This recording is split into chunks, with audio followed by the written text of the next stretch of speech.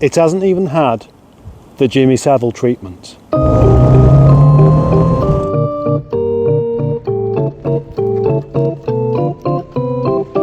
What we see here is a rare car, and the most special part about this is that it's not even been messed about with.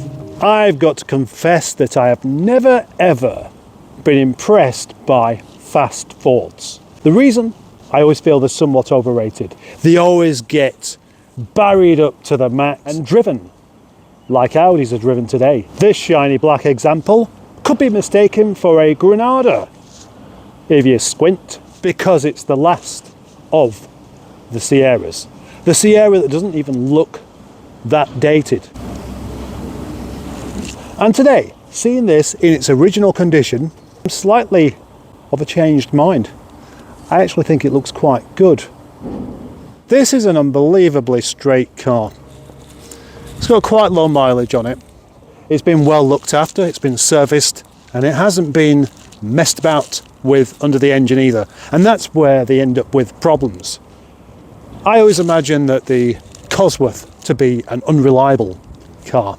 And that's because I know people who have them and they've said, yeah, they're unreliable. But a bigger part of that could well and truly be down to the fact that you can't just have a fast car. You've got to faff around with it as well. You've got to make it even more of a status symbol and something for some people to point at.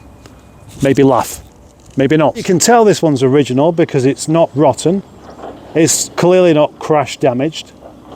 And it's even got its original exhaust. Excellent going for a 35-year-old car. The bonnet louvers are original as well. They decided that they should bring these louvers back. They did it before and it looks alright, so why not do it again? By today's standards, it shouldn't be massively impressive. Oh, it has discs on the back, which are vented. It has a 2-litre turbocharged engine with 204 brake horsepower. That doesn't sound like a load either. But then this probably weighs a hell of a lot less than your modern car with that kind of power. The green top engine is believed to be a very reliable lump, but the gearbox not as much so. There we've got a nice big turbo there, making sure that it's got more power than it should have. The only thing that isn't standard is this strut brace. That's all we need to talk about just there. You might assume that I am understandably just a little bit nervous about driving one of these because of some of the prices that these cars go for. Ridiculous supercar prices. But actually, I'm not, or I wouldn't be. There's another reason I feel a bit nervous about this car, and that is quite simply, there's no jeffing steering wheel. They've gone and put it on the other side of the car. There's not even anywhere to put the key. So, how am I supposed to drive this, eh? I've been advised that it would be a good idea to let the engine warm up if I'm going to drive it with a bit of enthusiasm. I would do that anyway. But the fact that I'm encouraged to do so, that's interesting. And it just looks like I've swapped the camera around, doesn't it? And I haven't. Recaro seats that aren't coated in leather. 4 electric windows. A warning that the doors are open. And then an incredibly old style heater. What we're not going to have in here is going to be sort of really good tactile build quality. Now, although unusually the dashboard hasn't cracked, this car must have spent an awful long time indoors, like nearly all of its time, because it's only got 38,000 kilometers. Oh dear, that means that not only do I have to drive on the wrong side of the car, using the wrong hand to change gears with, but I've got to do calculations on speed as well as I do it. I always remember Fords having really kind of notchy gearboxes. Will this one be the same? And the clutch is heavy. I feel like I need some practicing driving through the gears. I am just a little bit uncomfortable with it, really, just because of that. I'm not used to having my left elbow touching anything. The main issue that people find with driving a left-hand drive is going into the centre of the road rather than to the edge. And every time, every change, I'm looking in the wrong place. I'm having to think about it.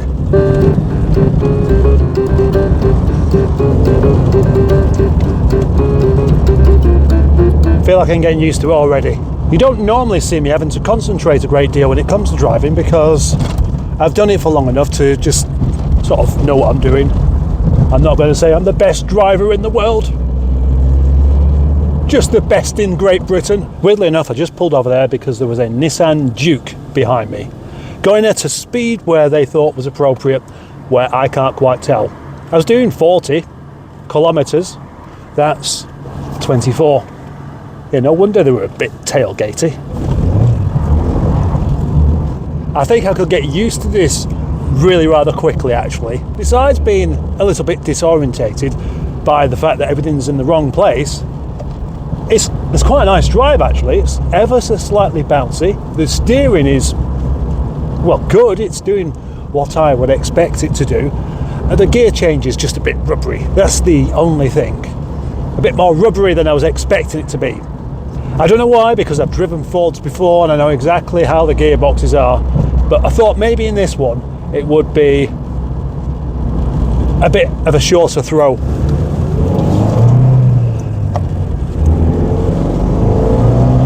Ooh. There's a little bit of hesitance around the 3,500 RPM. It's like a bit of confusion on how much boost it's supposed to have. So you get this little blip and it goes, oh, right, let's go, yeah, let's go. And it did. I think being four-wheel drive makes it feel a bit more sedate though, much more comfortable, I can tell you. Your usual hazard perception tipped on its side because you look over that shoulder and you're seeing the wrong thing. Well, no, you've got to turn your head around a lot more than what you normally would do. And the mirror doesn't really give you quite enough information. Certainly not as much information as I would like, as I would need to ensure safe progress. Not doing too bad so far though.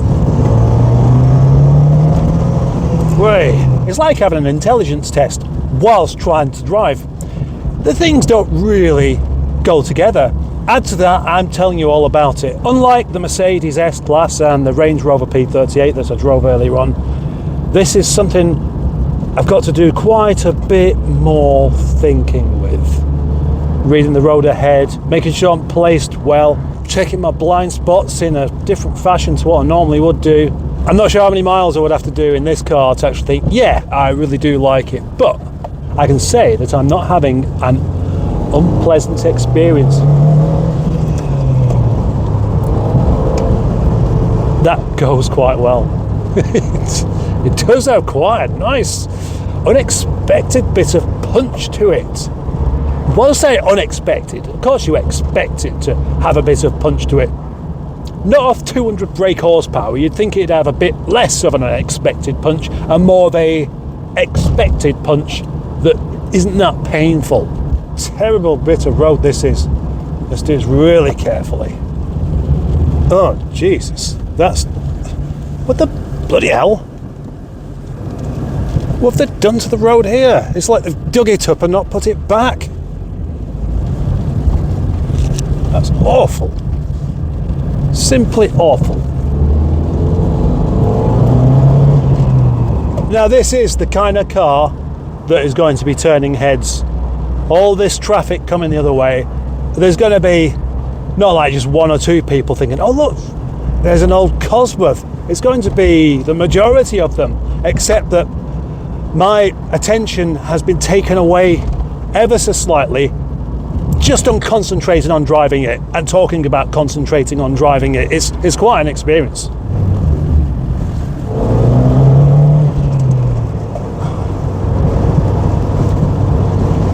There's nothing like a petrol turbo for giving you that bit of a buzz as you get it on the song. I'm going to have to admit that I really like this. I wasn't really preparing myself for saying, oh, it's just an overrated fast Ford, they're a bunch of shite driven by people in football t-shirts. but I wasn't really expecting to like it that much. And fair enough, there are quite a few things on it that I'm not that keen on. On the whole, as I'm getting used to it, I'm liking it more and more. These horrible potholes. I think I'd be enjoying it a lot more if I was sat on the other side, but I am getting the buzz from the Cosworth. The last time I felt so excited to drive a car that has this level of aggression was probably the Super Impreza. I mean, I've driven plenty of cars that are faster, but it's all a bit too easy. And that's part of the appeal with this, is that it's not that easy, because everything's in the wrong place. It makes driving exciting. So rather than me saying I'd prefer it on the other side, maybe I'd be bored by now. Let's give it a bit of a flick around this corner here. That's brilliant. Yep, that's it, I'm sold. I think it's a good car. It's a lot better than I was expecting. Rubbery gear change aside, the steering is really rather accurate and really rather pleasant to use. I wasn't expecting that either. The last time I drove a Sierra, it was a rather wallowy, unpleasant experience, and really I couldn't wait to get into a different car. I am having that feeling of just wanting to stay out a bit longer, rather than, look, I've done my test drive, I've told you what I think, take it back quickly. It's just that turbo kick, it's just a bit addictive. One more go, that's what I'm going to do.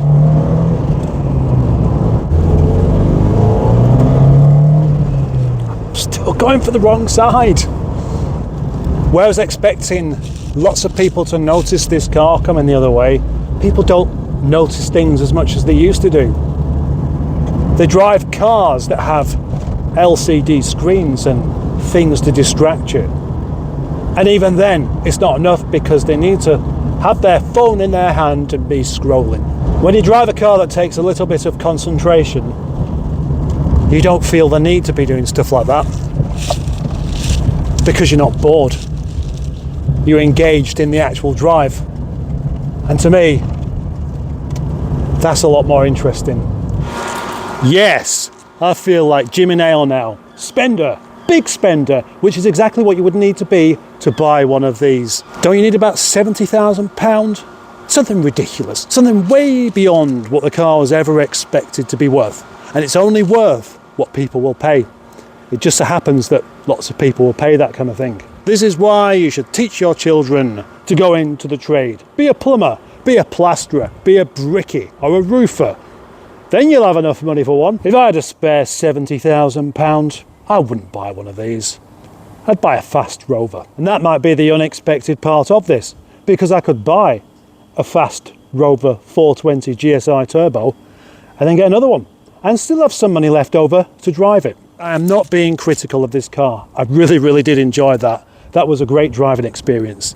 The only thing letting it down really is some of the build quality issues, which I already knew about. And, well, image, cost, unobtainability. And the fact that if you want to have one that's a bit cheaper, you've got to have it as a left-hand drive.